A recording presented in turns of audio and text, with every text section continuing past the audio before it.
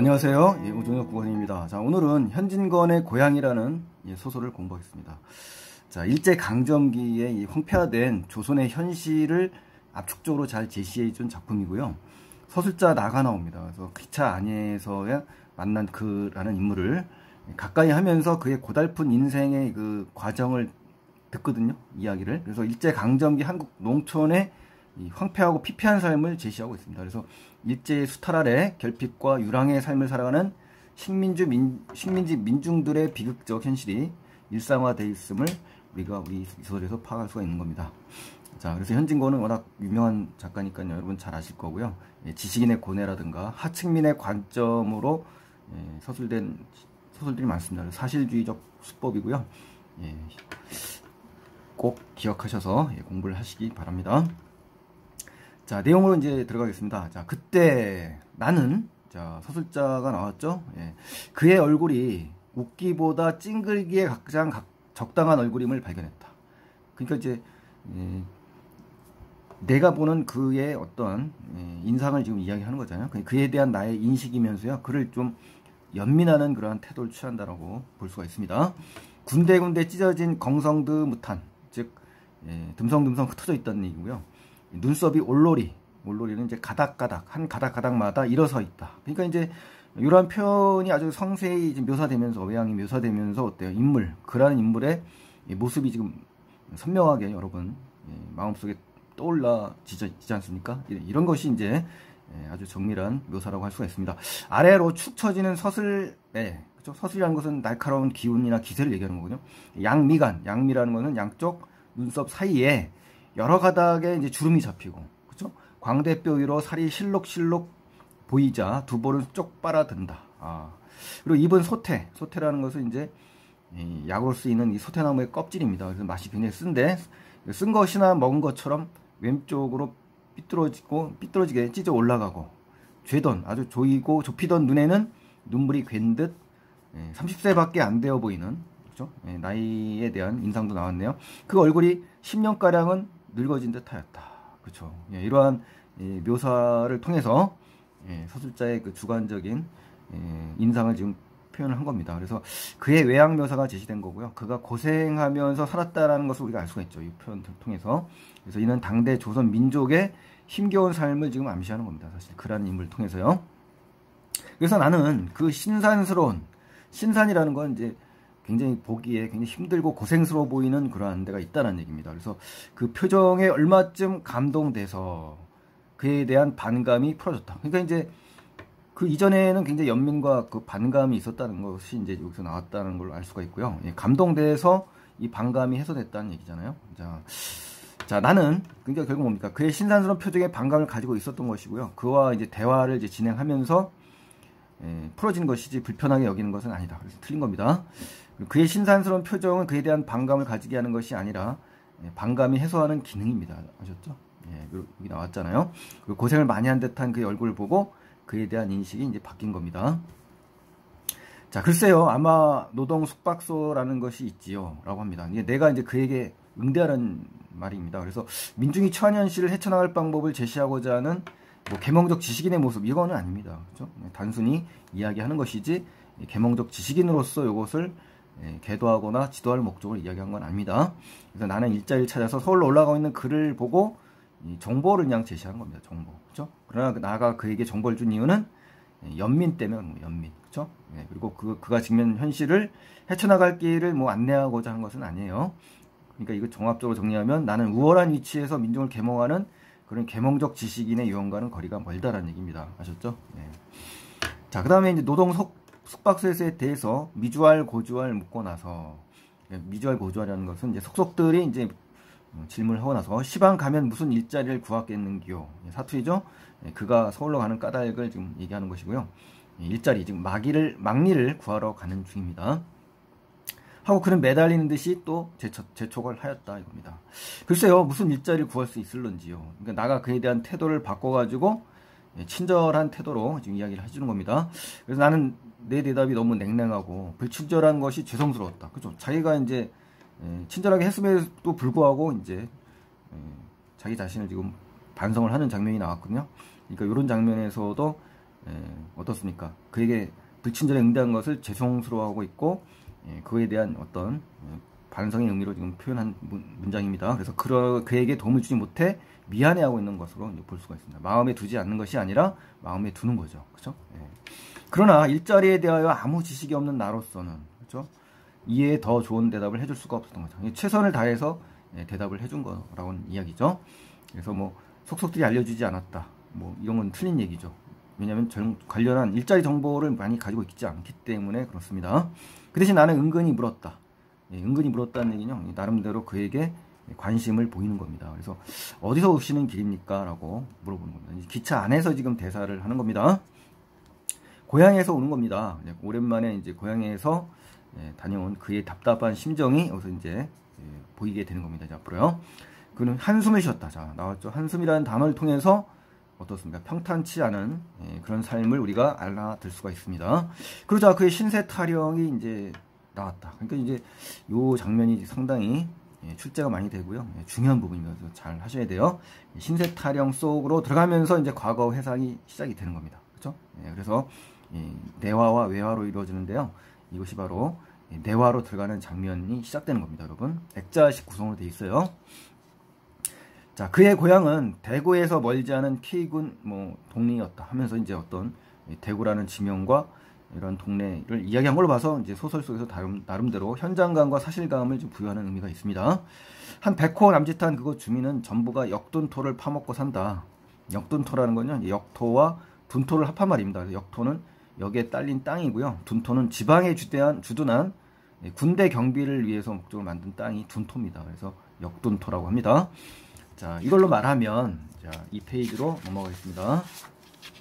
사삿집. 자, 사삿집이라는 것은 이제 개인이 살림하는 집이에요. 아까 역둔토는 정부, 나라에서 하는 것이라고 한다면, 이 사삿집은 개인입니다. 땅을 붙이는 것보다 떨어지는 것이 후하였다.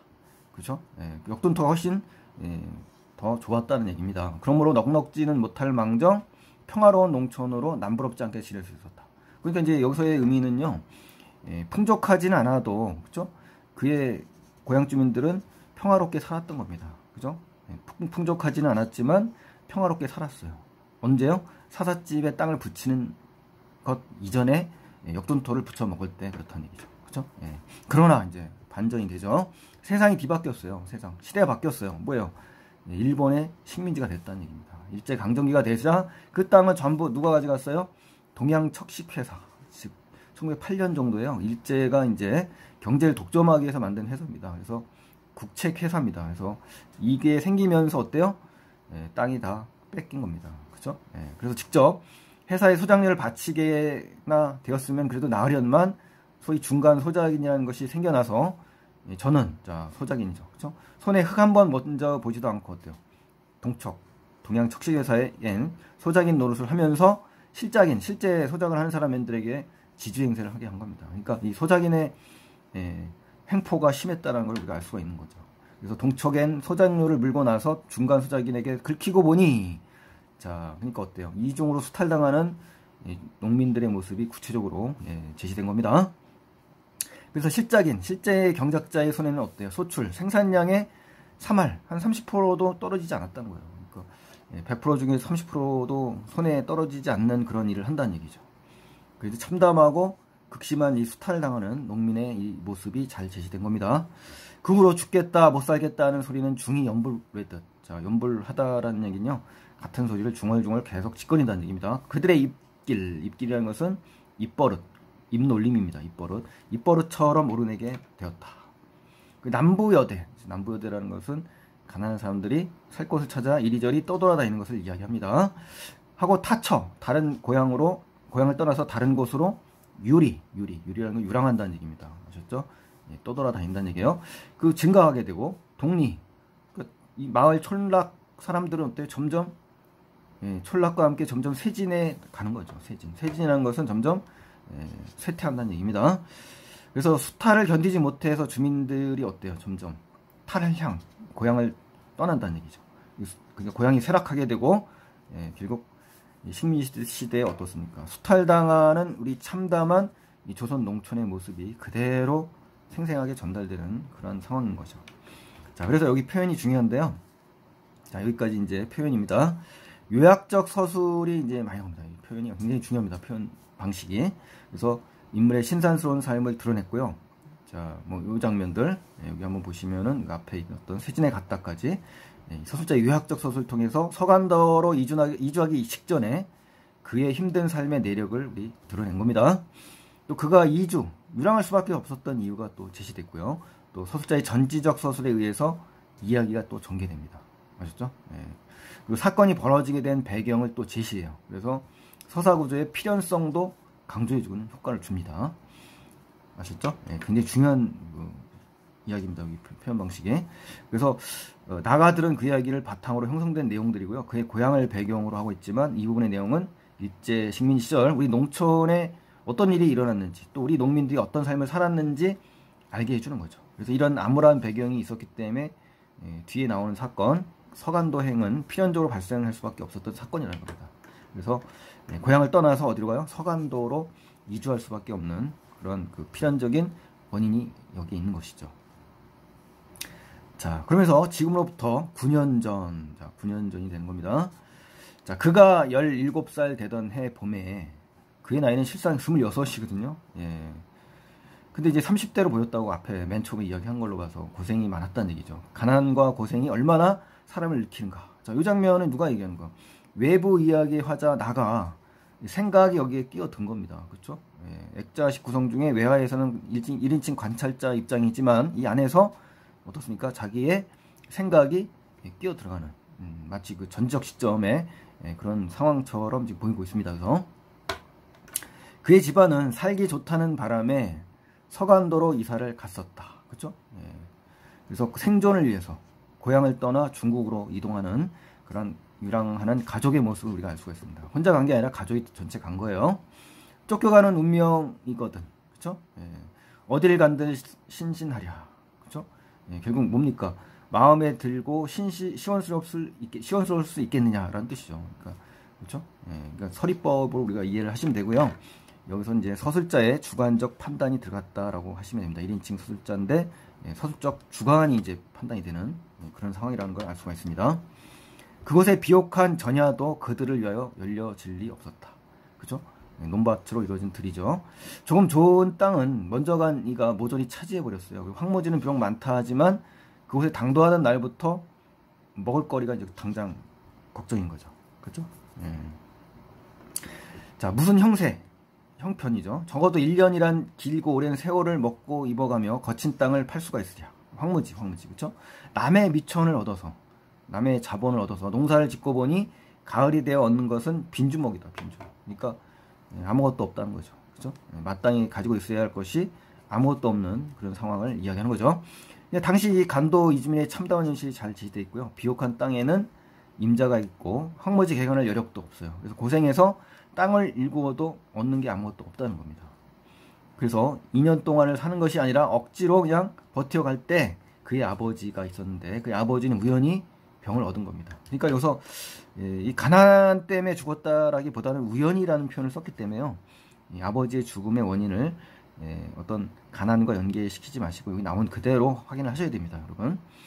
자, 타국에 외로운 혼이 되고 말았다. 그렇죠? 타국에서 죽음을 맞이한 거죠. 그래서 19살밖에 안 된 그가 호르몬을 모시고 악이라는 것은 모질게 있는 힘을 다하여 모진 목숨을 이어가는 중이었다. 그죠? 4년이 못 되어 또 영양 부족으로 몸이 심한 노동에 지친 탓으로 여기서 이제 구체적인 이유가 나왔죠. 어머니가 돌아가신 이유. 그 아버지는 우연히 병을 얻은 것이고 어머니는 영양 부족과 심한 노동으로 돌아가시고 만 겁니다. 그죠? 이유가 좀 구체적으로 나왔기 때문에 비교하셔서 알아두시면 좋겠습니다. 과거의 사건을 지금 요약 제시한 거고요. 한자성어로 뭐 설상가상이 있겠죠. 아버지 죽었는데 또 어머니까지 돌아가셨으니까요. 그래서 여기서 이제 표현 방식은 또 서술자 요약적 서술이 나왔고요. 그의 가족이 이제 서간도에서 고달픈 삶의 내력을 드러내는 거고 참혹한 삶이 서술자의 서술로 드러나 있습니다. 그리고 전적 시점의 그 서술 방식에 의해서 이야기가 전개되고 있다는 거 확인할 수가 있습니다. 자, 모친꺼정 돌아갔구만. 들어가실 때 흰죽 한 모금도 못 드셨구만. 이렇게 한이 되겠죠. 한. 그죠? 하고 이야기하던 그는 문득 말을 또 끊었어요. 그의 눈이 어때요? 예, 눈물이 흘렀다. 그의 슬픔이 우리 알 수가 있죠. 자, 그 다음에 이제 어서부터는 이제 외화가 시작이 됩니다. 그래서 내화와 외화를 잘 구분하셔서 판단하시는데, 이제 이 장면부터가 이제 이야기 밖으로 빠져나오는 장면이에요. 나는 무엇하고 위로할 바를 몰랐다. 한동안 머뭇거리다가 나는 차를 탈 때 친구들이 사준 정종, 정종은 이제 술입니다. 그를 위로하고자 하는 마음이 담긴 소재고요. 공감과 위로의 소재라고 볼 수가 있는 겁니다. 그래서 병마개를 빼었다. 자, 3페이지로 가십니다. 찻잔에 부어서 그도 마시고 나도 마셨다. 자, 그러니까 함께 지금 술을 마시면서 어때요?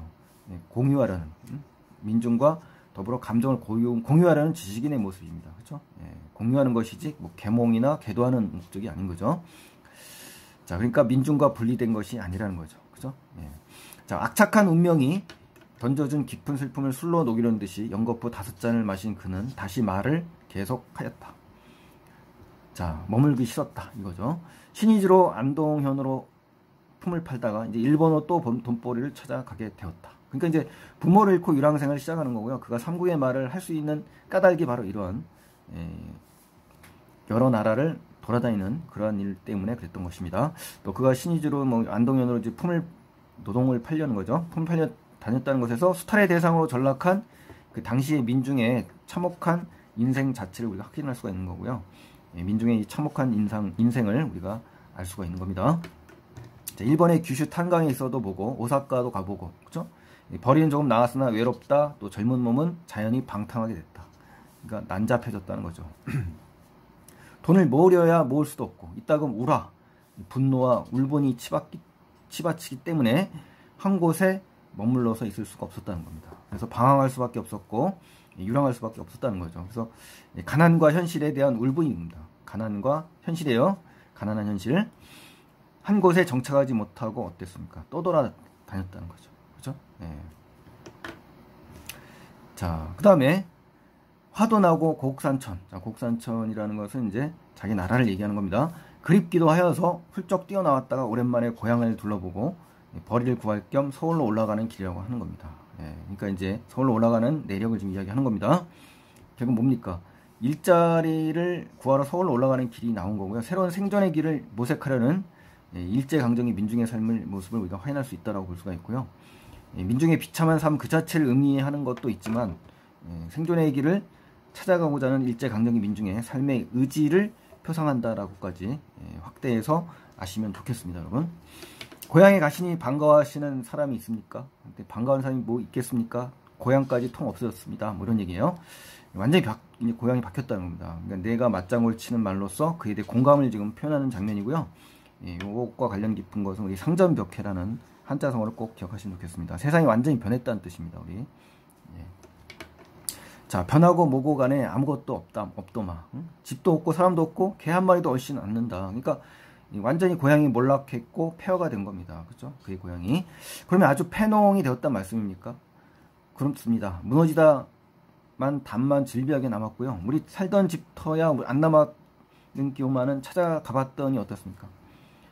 못 찾겠다는 겁니다. 완전히 변해가지고. 그렇죠? 그러니까 예전에 살던 동네가 그만큼 극심한 변화에 대해서 당혹감을 지금 표출하는 장면입니다. 이 장면이. 하고 그의 짜는 듯한 목소리는 높아졌다. 자, 그쵸? 썩어 넘어진 석가래라든가 뚫뚫 구르는 주추 뭐 꼭 무덤을 파서 만든 해골을 헐어 젖혀놓을 것 같다. 자, 이 장면 아주 중요한데요. 자, 그래서 무덤같이 변해버린 그의 고향을 지금 형상화한 부분입니다. 그래서 폐허 같은 당시의 시대 현실을 암시하기도 하고요. 황폐해진 농촌의 모습을 비유합니다. 그렇죠? 우리 그 만세전이라는 소설에서도 어떻습니까? 만세전에서도 원래 이름이 묘지였지 않습니까? 묘지. 그렇죠? 거기서도 무덤이 나옵니다만 우리 그 부분에서 그 부분과 연결이 된다라고 생각되어집니다. 그는 자신의 고향이 폐허가 된 것에 대해 안타까운 심정을 드러냈고요. 그러한 상황이 일어난 까닭에 대해서는 납득을 못하는 거죠. 이해가 안 가는 겁니다. 이 세상에 이런 일이 있습니까? 라고 한탄하지 않습니까? 그러니까 그런 걸 볼 때 납득한 장면은 아니라는 것을 우리가 알 수 있습니다.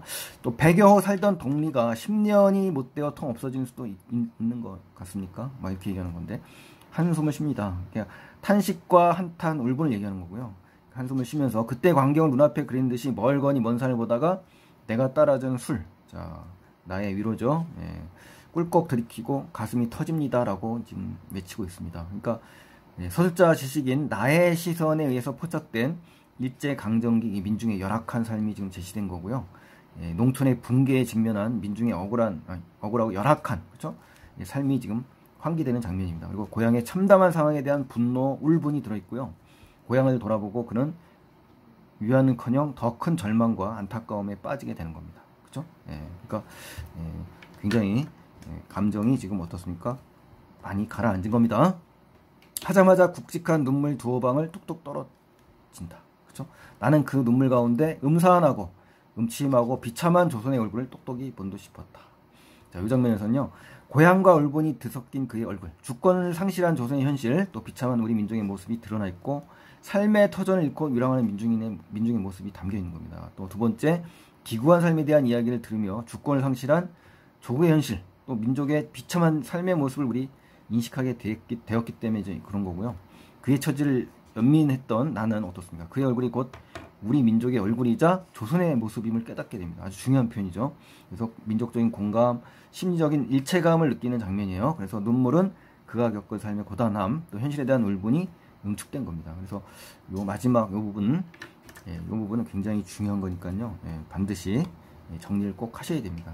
이 소설에서 가장 핵심이 되는 부분이라고 볼 수가 있습니다. 자, 그래서 다음 4페이지에서는 이제 핵심 정리로 가시겠습니다. 핵심 정리에 가시면은 현대소설이고요. 단편소설이고 액자소설로 이루어져 있습니다. 원래는 제목이 원래 그의 얼굴이라는 소설이었거든요. 근데 1926년 단편집에 조선의 얼굴에 실리면서 고향으로 바뀌게 됩니다. 그래서 시점은 1인칭 관찰자 시점이고요. 전적 작가 시점으로 되어 있고, 내와는 두 인물의 대화, 또 서술자의 서술로 이루어져 있습니다. 그리고 시점이 혼재되어 있습니다. 시점이 이동됐다는 표현도 쓰고요.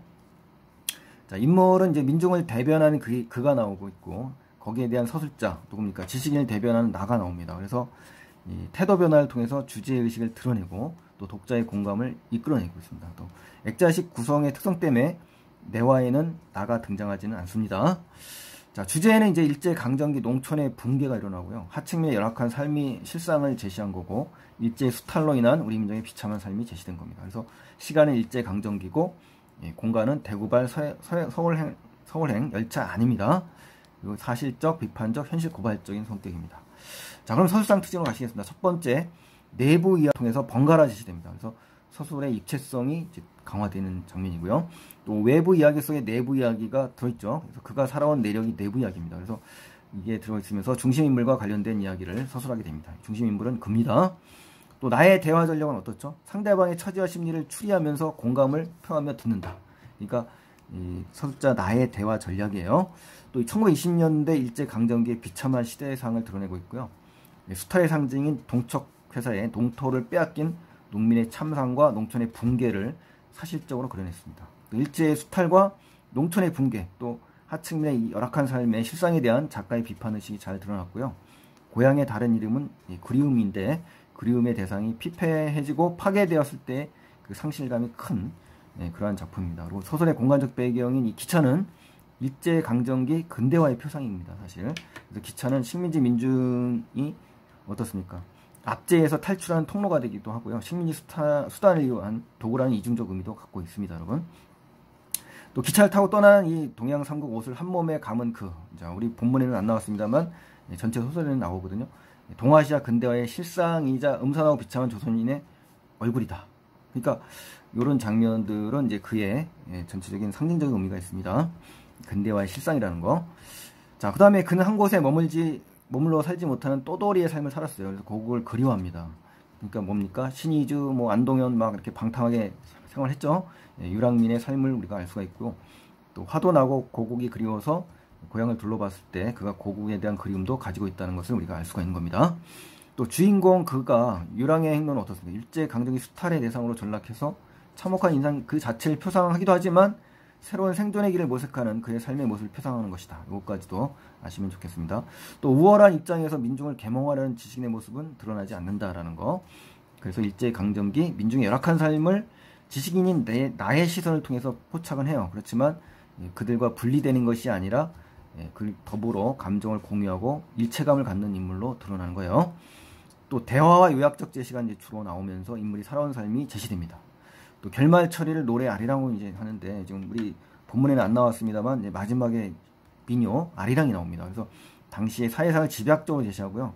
그런 현실에 대한 한탄, 비판을 드러내고 주제의식을 강화하는 그런 소재입니다. 그래서 작품의 현실감도 더해준 역할을 하기 때문에 꼭 기억하시면 좋겠습니다. 그 다음에 서술자의 이야기 속의 주인공 그의 이야기가 또 내부 서사를 이루는 액자식 구성을 가지고 있거든요. 서술자인 나가 주인공인 그의 사연을 듣는 상황이 자연스럽게 펼쳐지며 이야기의 신뢰감을 좀 높여주는 거죠. 또 그러한 인물의 개성보다는 시대적 배경을 상징하는 전형성을 더 부각해서 주제를 드러냅니다. 또 사투리라든가 서리적 표현, 영탄적 어조 등을 효과적으로 사용합니다. 또 20년대 식민지 조선의 피폐함을 사실적으로 잘 드러낼 수 있었던 것은 이 현진건이 기자였습니다. 기자. 그렇죠? 그러다 보니까 농촌의 피폐함, 해외 동포의 비극 이런 것들을 자주 접하다 보니까 이렇게 상세히 전달할 수가 있었던 것 같습니다. 또 일본의 폭력적 식민 지배가 낳은 폐단을 고발하고 또 직접적 피해 계층인 이 한국 민족이라는 사실을 집약적으로 잘 드러낸 소설이고요. 또 민족 전체가 어떻습니까? 암울하게 살아가던 때 우리 민중들이 품고 있는 반일 감정, 그렇죠? 또 민족에 대한 연민 이런 거를 고조시키는 계기가 됐습니다. 그리고 고향이 더 이상 삶의 터전이 될 수 없었던 상황을 보여주는 거죠. 그가 겪은 서간도 이주라든가 또 그 처녀, 우리 작품에는 안 나왔습니다만 이 처녀가 팔려간 사건이 나오거든요. 이런 두 사건 등을 볼 때 확실히 우리가 알 수가 있는 겁니다. 자, 그래서 오늘 그 고향이라는 작품을 이제 공부하게 됐고요. 다음 시간에 이어서 끝까지 더 들어주시면 더 완벽한 공부가 될 것으로 믿습니다. 자, 오늘 수고 많이 하셨고요. 구독 안 하신 분들은 구독, 좋아요를 부탁드리겠습니다. 다음 시간에 뵙겠습니다. 고맙습니다.